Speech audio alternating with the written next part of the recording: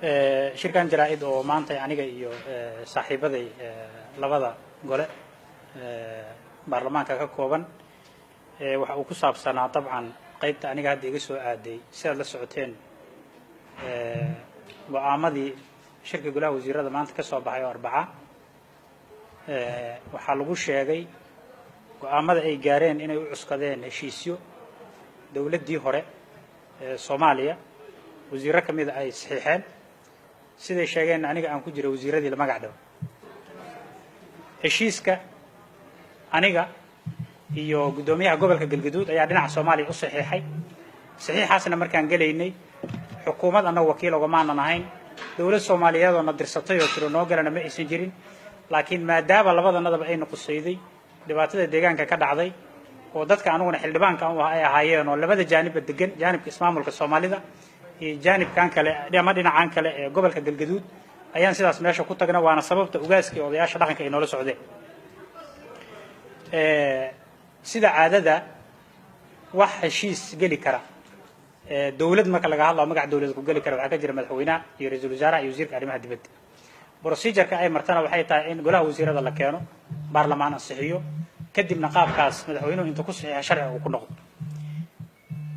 ma aysan dhicin arrintaas oo heshiiska anaga aan galna maadaama deegaan gooniya iyo beel gooniya ee maamul markaas meeshaas ka jiray ay wax kala dhaxeeyeen ay qusayday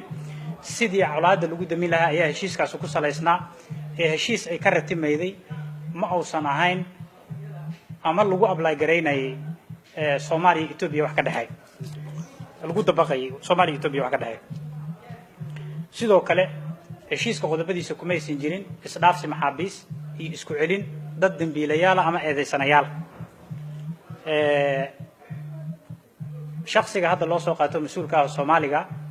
oo xukuumaddu ay rabto inay heshiiskan ay ka been abuur ay ugu saantirto Cabdikariin Qalbi Dhagax heshiiskan markii la gaaray waxa ka soo wareegtay 2 sano 3 sanana wuxuu ku sugnaa magaalada Muqdisho haddii run la sheegay waxay 3 sano ninkan uu joogo meeshaan oo heshiiskaas uu jiray in inta loo soo diray la yiraahdo heshiis dawladda Soomaaliya iyo dawladda Itoobiya ka dhaxeeya jiray ee lagu dabaqaa la soo qabto sidoo kale sida aad la socotiin dastuurka anaga noo qoran ku meel gaarka qodobkiisa 36 faqradiisa 1 iyo 2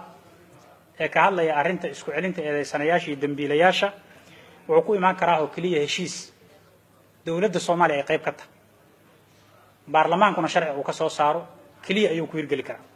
sidoo kale isla qodobka 37 faqradiisa 1 iyo 2 wuxuu qeexayaa in dastuurka ku meel gaarka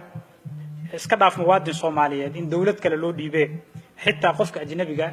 ee qaxooti ahaan ku yimaada dalka Soomaaliya in aan loogu celi karin dalkii uu ka yimid haddii ay jiraan waxyaabo cadeynaya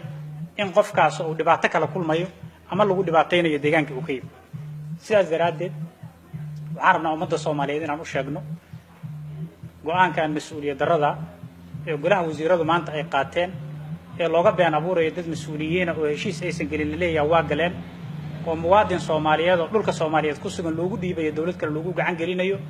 inay taa wax kama jiraan inay taa dambi ay ka galeen dalkan iyo dadka Soomaaliyeed iyo dastuurka iyo shuruucda dalka u yaala inaan ummadda Soomaaliyeed wax cadeynaan rabnaa haddaan golayaasha baarlamaankana loogama hari doono insha Allah waan kula xisaabtami doonaa ciddii mas'uuliyadaas lahaydna waxaan rajaynaynaa insha Allah ciqaabtooda inay maraan aad iyo aad u mahadsan